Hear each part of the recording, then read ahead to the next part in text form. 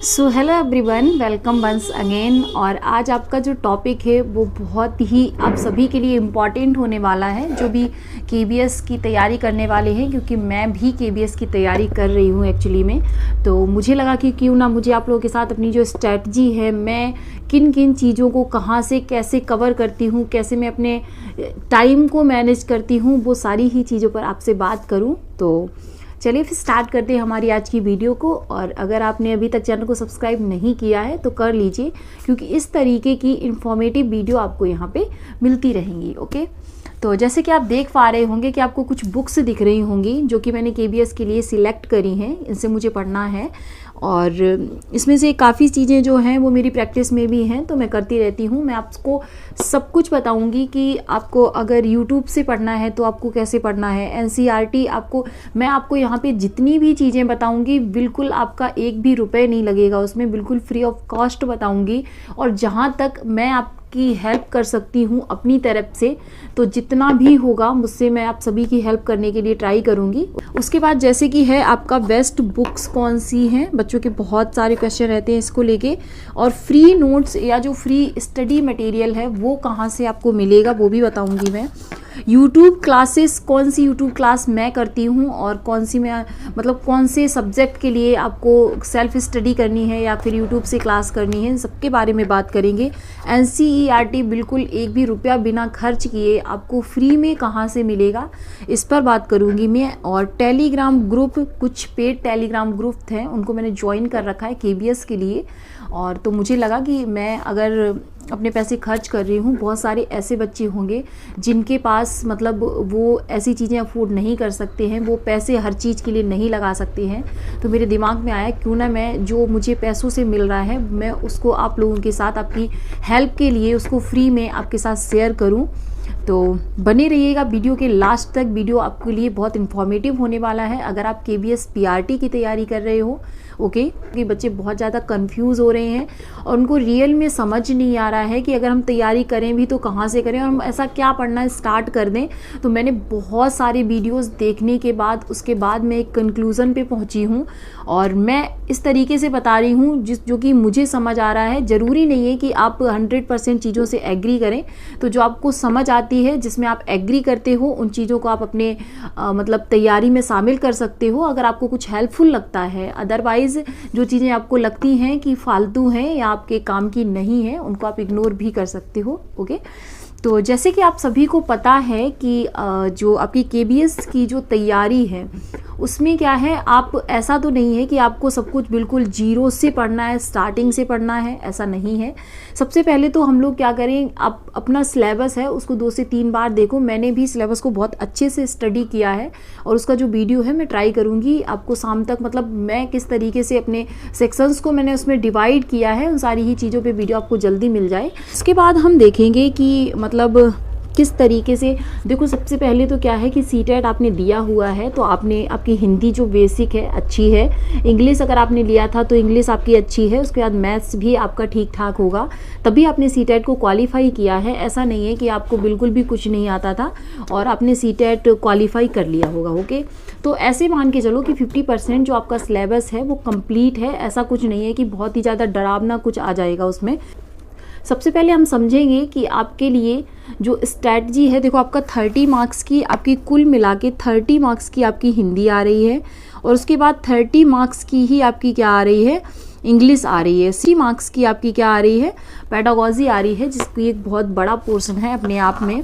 उसके बाद आपकी 10 मार्क्स की करंट अफेयर्स और जीए दोनों मिलाकर आ रही है। उसके बाद है आपका 5 का कंप्यूटर और 5 की आपकी क्या आ रही है, रीजनिंग आ रही है। उसके बाद जो है आपका सब्जेक्ट कंसर्न में 2 और सब्जेक्ट हैं, जैसे कि ईवीएस है आपका और मैथ्स है, उसमें आ रहा है। तो इतने की कुल मैथ्स आपका 20 मार्क्स का है। ओके, 20 का मैथ्स है आपका। और उसके बाद जो है आपका ईवीएस है, ईवीएस भी आई थॉट आपका 10 या 20 मार्क्स का होगा। तो इस तरीके से एक जनरल आइडिया ये है कि इस तरीके से आपके जो सब्जेक्ट्स हैं वो आ रहे हैं। तो सबसे पहले हम बात करेंगे CDP यानी कि जिसका सबसे ज़्यादा वेटेज है उसकी बात करेंगे। तो उसके लिए देखो मैंने आपको ग्रुप में भी सेंड किए थे और हिमांशी मैम ने ये सभी के लिए सेंड किए हैं।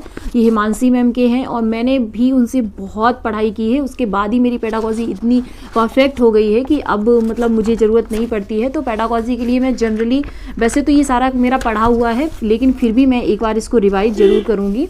ओके और उसके बाद इसमें कुछ नए टॉपिक्स भी दिए हैं जैसे कि NEP हो गया, ICT हो गया। तो इनको आप क्या कर सकते हो, इनको आप मतलब अगर मेरे पास इसके कोई नोट्स हैं, क्योंकि मैंने पेड टेलीग्राम ग्रुप्स ज्वाइन किए हैं, तो अगर मेरे पास कोई पेड नोट्स आता है तो मैं आपको जो मेरा टेलीग्राम है मैं उस पर आपको फ्री ऑफ कॉस्ट इसको शेयर कर दूँगी। और अदरवाइज़ मैं क्या करूँगी कि जैसे अगर आपको कुछ नहीं आता है तो आप इसको गूगल पे जाके वहाँ से सर्च करके और अपने टॉपिक्स को क्लियर कर सकते हो, उनसे नोट्स प्रिपेयर कर सकते हो। उसके बाद आपका जो है 5 मार्क्स की आपकी रीजनिंग है, ये मेरी बहुत पुरानी मेरी एक फ्रेंड ने मुझे दी थी, बहुत ही अच्छी बुक्स है। ये शायद SR की है, किसी बुक के पीछे नहीं पढ़ना है, इसके लिए आप प्रैक्टिस कर सकते हो कहीं से भी। ओके और अगर आपके पास कोई बुक है या फिर यूट्यूब से ही एक एक टॉपिक डाल के जो कि आपको डाउट है जिस भी टॉपिक में, वहाँ से सिलेबस से उठाओ अपने टॉपिक्स कौन कौन से हैं, और जो आपको डाउट है जो नहीं आता है उसको आप क्या कर सकते हो, कंप्लीट कर सकते हो। साइकोलॉजी के लिए मेरे पास बहुत सारी बुक्स हैं क्योंकि साइकोलॉजी मेरा फेवरेट सब्जेक्ट है। मुझे ये दीपक शर्मा की मुझे हिमांशी मैम ने ही सजेस्ट करी थी, तो मैं बुक्स लेने में बहुत आगे रहती हूँ, मैं फटाफट से बुक्स को कैरी कर लेती हूँ। तो ये दीपक शर्मा की है और उसमें भी चीज़ों को काफ़ी मतलब बाइलिंगुअल दिया गया है और अच्छे से समझाया गया है। तो अगर आप लोगों को कोई टॉपिक ऐसा है जो कि आपको चाहिए या आप चाहते हो इसको खरीदना, तो आप देख सकते हो गूगल पे इसको, इसमें काफ़ी अच्छे से दे रखा है। मनोविज्ञान का अर्थ क्या है, मनोविज्ञान का विकास कैसे हुआ, संरचनावाद क्या है, कार्यात्मा या प्रकार्यवाद क्या है, मनोविश्लेषण क्या है, व्यवहारवाद क्या है, गेस्टाल्टवाद क्या है, संज्ञानात्मक मनोविज्ञान, मानववाद, मनोविज्ञान के क्षेत्र, शिक्षा मनोविज्ञान, शिक्षा मनोविज्ञान का क्षेत्र, महत्वपूर्ण संप्रति, मतलब शिक्षा मनोविज्ञान से रिलेटेड मतलब जितने टॉपिक हैं उसके सब हेडिंग्स में दिए हैं। अगर आप चाहो तो इसको ले सकते हो, अदरवाइज अगर आपको कोई टॉपिक में प्रॉब्लम है तो मैं इसको टेलीग्राम ग्रुप पे भी शेयर कर दूंगी। आप मुझे जो भी हेल्प मांगोगे, मुझसे जितना हो पाएगा मैं आप लोगों के लिए हेल्प करने के लिए एकदम रेडी हूँ। उसके बाद मैंने आपको एक बार दिखाया भी था, SK मंगल की मेरे पास ये बुक है और तब मैंने इसको CTET के लिए मंगाया था। जब मैंने इसको लिया तो इसमें इतना डीपली है कि इससे आपकी सारी पेडागॉजी क्या हो जाएगी, कवर हो जाएगी। यानी कि इसमें बहुत ज़्यादा डीपली, और ऐसा एक ही आपका कोई एक आध टॉपिक ऐसा होगा जो इससे छूटा होगा, तो इससे सारी चीज़ें कवर हो जाएंगी। और मैं आपको इससे नोट्स बना के मैं आपको यूट्यूब पे क्लासेस भी कराऊंगी।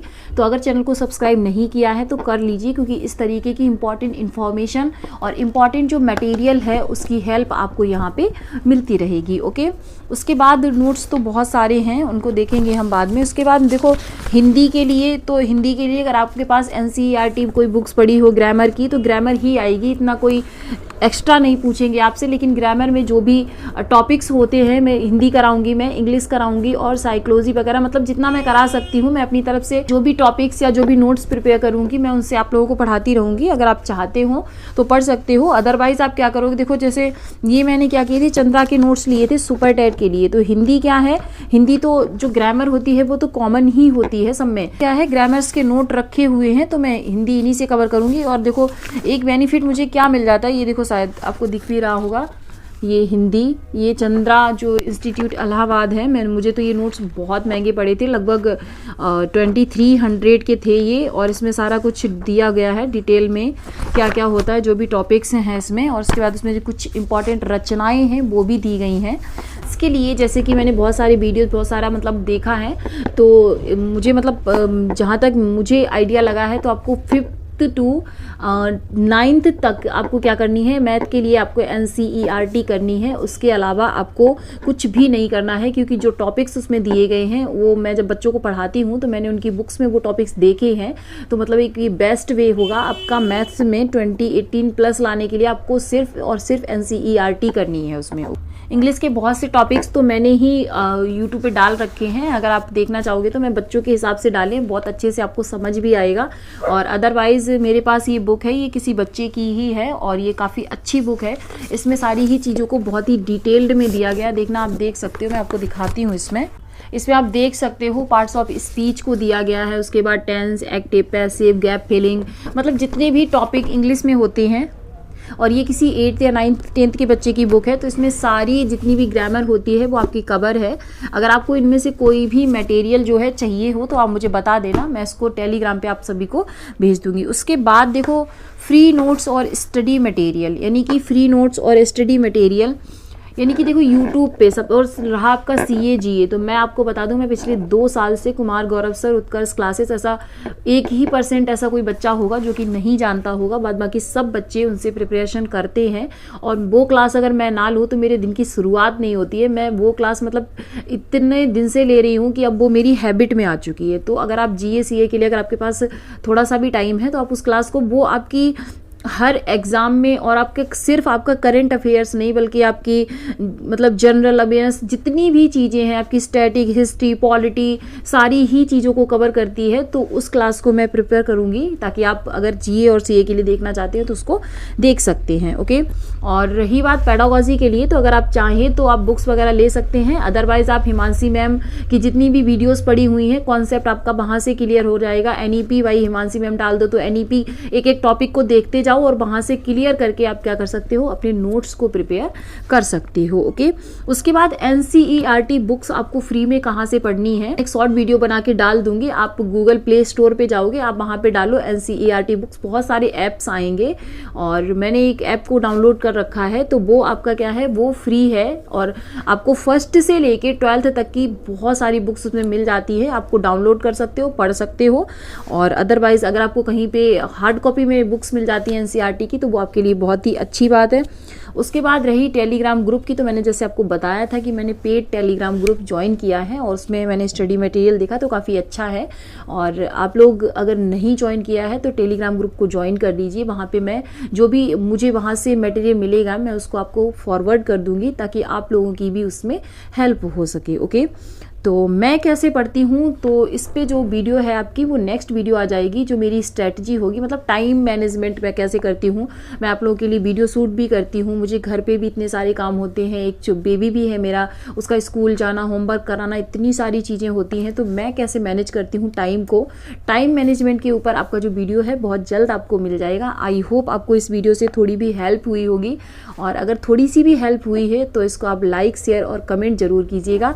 और आपकी जो भी डाउट है, जो भी क्वेरी है, आप मुझे कमेंट सेक्शन में पूछ सकते हो और मिलकर हम लोग पढ़ते रहेंगे ऐसे ही। Okay, so thanks for watching, और आई होप हम सब लोग अपने जो सपने हैं उनको साकार करें बहुत जल्द, और अपनी वैकेंसी जो भी है हमारी, और रीट की भी वैकेंसी आ रही है। तो अगर आप लोगों ने किसी ने भी रीट का जो फर्स्ट लेवल होता है उसको दिया है तो आप इसमें भी फॉर्म भरने के लिए आप कैपेबल हो, फॉर्म भरिएगा और अच्छे से अपने पेपर को दीजिएगा।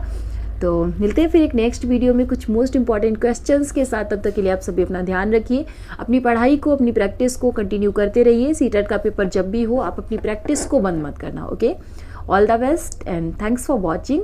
जय हिंद।